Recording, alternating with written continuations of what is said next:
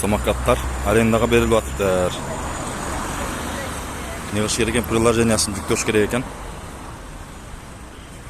Анан кейін мине беріш керек екен.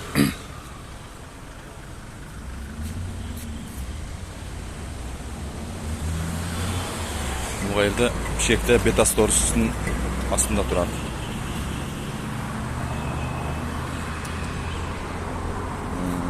Бара тұрған жерлер бар екен, карталары. Так. Ақчалар қанша болды екен? Ақчалар қараш керек екен. Так. Установи приложение, зарегистрируйся. Выбери, забронируй самокат. Проверь на карте, где можно ездить, парковаться. Сканируй QR-код на руле и начни поездку.